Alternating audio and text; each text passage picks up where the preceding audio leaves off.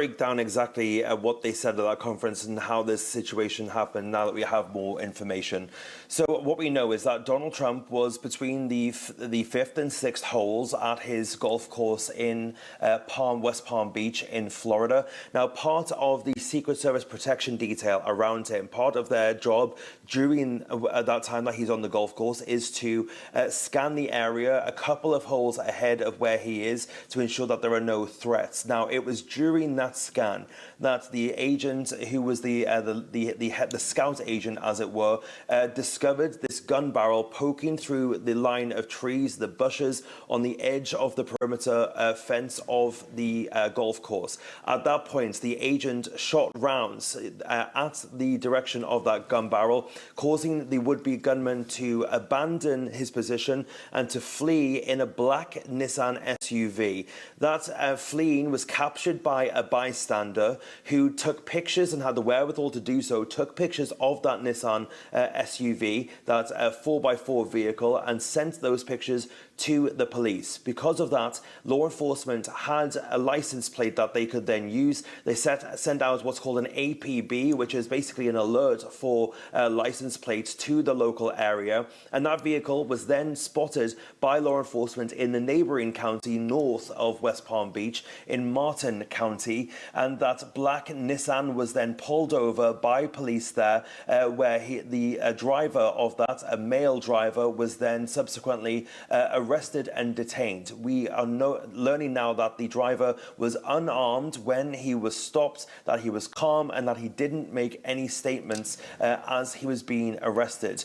The bystander who took that picture of that black Nissan then was driven up to Martin County to identify the person that was in the car and was arrested, and gave a positive identification. And the area that he was seen fleeing from the bushes was then searched by law enforcement, and they found an AK-47 style rifle with a scope on it, 2 backpacks which had some ceramic tiles inside of it, and also a GoPro inside of the backpack as well. Now, we are learning from the press conference that took place between state and local and federal law enforcement and the Secret Service that the would-be gunman was about 400 to 500 yards away from where former President Donald Trump was. And that is important because that is roughly the scope range limit of an AK-47 style rifle. That is about the maximum distance that it is effective at, albeit it must be said it's not exactly one of the most accurate rifles on the market. Is much less accurate, for example, than an AR-15 style rifle, a rifle which has become almost infamous in the United States for its use by gunmen in mass shootings and deadly atrocities across the country. So this gunman is now in police custody. The law enforcement there are still working to assess exactly why he was there with that rifle. Obviously, this is now being treated as an attempted assassination by the FBI, but whether this man was known to law enforcement is remaining to be seen. They will be releasing his name, his picture in the coming hours, and we will learn more about him at that moment. But right now, there will be a sigh of relief that the Secret Service managed to act quickly and managed to spot this barrel poking out of the trees and managed to act with suppressing fire, which ultimately averted what could be a much more catastrophic situation.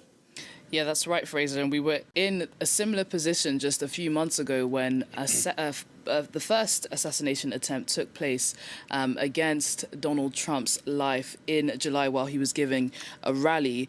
Is the Secret Service in hot water here?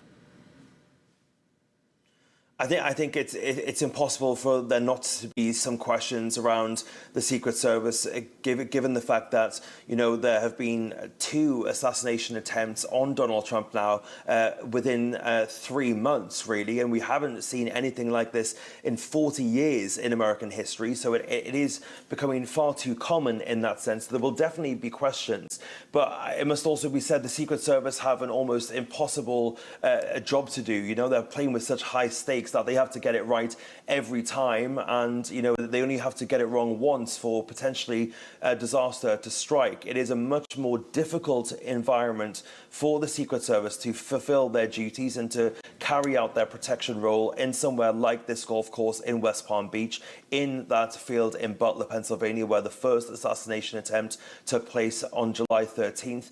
Those big, wide open spaces are much more difficult to lock down. So there will be questions, however, as to how a gunman would be able to get to the perimeter fence of Trump's property with an AK-47 style rifle, and will have been able to get within that distance of the president, the former president. That will definitely be a question, and there will be questions as to whether the Secret Service acted appropriately, and whether this could have been avoided. No doubt there will be various questions coming their way over the course of the next few days.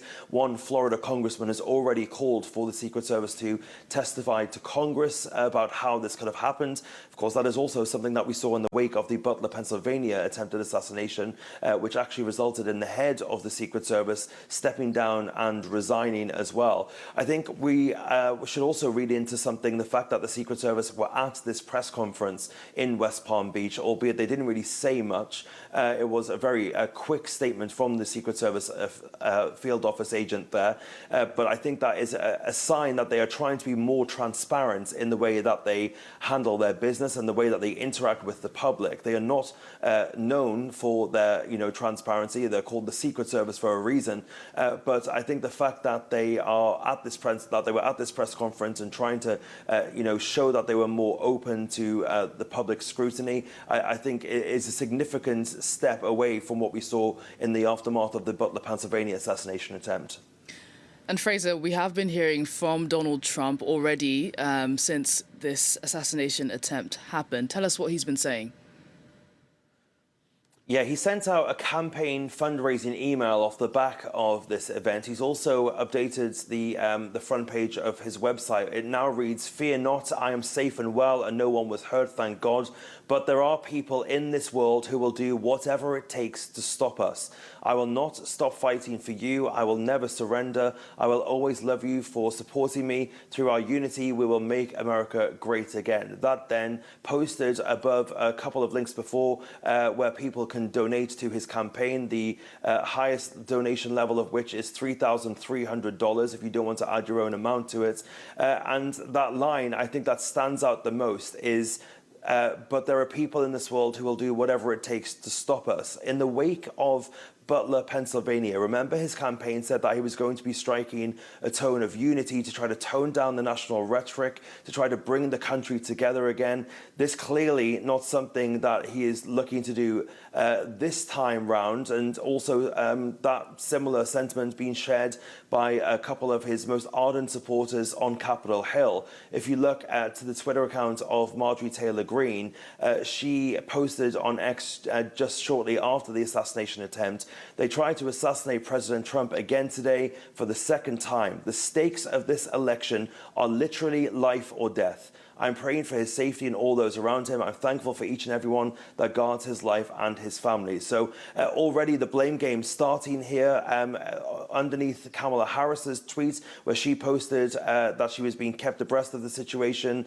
and said that she's glad that he's safe. She ended that tweet by saying, "Violence has no place in America." Well, underneath that tweet, there were already some supporters of Donald Trump who were saying that it was her fault that this atmosphere of hatred and divisiveness had been allowed to fester and had allowed this kind of situation to arise. So this is a very polarized country, of course, and it is perhaps no great temperature take on Twitter. It tends to be, a very extreme one way or another on Twitter. The most diehard supporters of the left or the right tend to be the ones that are commenting on it. But if you look at just some of the mentions that have taken place on Twitter, there's certainly no sense of national unity really coming through from Donald Trump supporters, at least at the moment.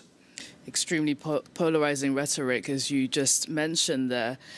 How are the American public likely to be feeling at the moment hearing this news that a second assassination attempt has taken place against Trump? I mean, they're likely to be really, and this is not something which takes place even in America, which has, the highest level of gun crime in the world. This is not something which happens every day. An attempted assassination on a political leader, especially somebody of Donald Trump's stature, a former president no less, it is likely to impact people. But speaking more broadly, gun crime in this country is nothing new. It happens daily somewhere in the United States. The latest stats up until the end of August, there have been 432 mass shootings this year alone. That is just until the end of August. Now, to be defined as a mass shooting, that is something that needs to have at least 4 people impacted to be termed a mass shooting. This is not anything new, and it is something that is constantly argued over. It was being argued over at the presidential debate just last week about gun control. It is something which comes up time and time again, but ultimately the United States has not moved one way or another on this. Bump stocks and different assault rifle bans and background checks are something that have been floated numerous times to see if they could limit the amount of weapons that are in people's hands in this country. But this does remain a uniquely American problem. There are a vast amount of guns in this country, more weapons than there are people. And in the state of Florida, where the shooting took place, there were over 1.3 million weapons sold just in 2023, which is 1.3 million weapons in a state that has just over 22 million people living in it. So it is a huge amount of weapons that we are talking about. And any time that something tries to get passed to try to limit the amount of weapons that get into people's hands in the country, they tend to get pushed back upon by normally the right-hand side of the American political spectrum.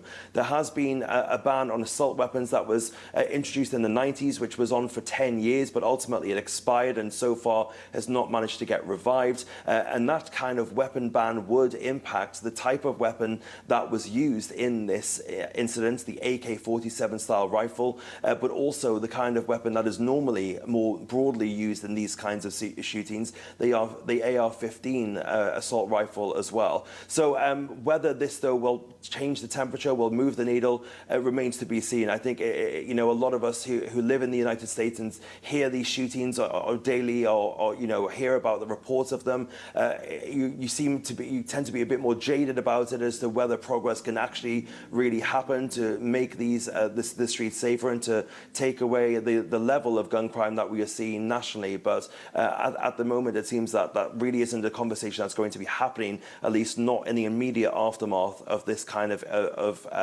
incident. It's probably going to take a little bit of time before that national discourse starts once again. And Fraser, we're of course in the midst of an election campaign. We're only a few months until people in the US go to the ballot box to cast their vote between Donald Trump and Kamala Harris. How is this event likely to impact the race to the White House?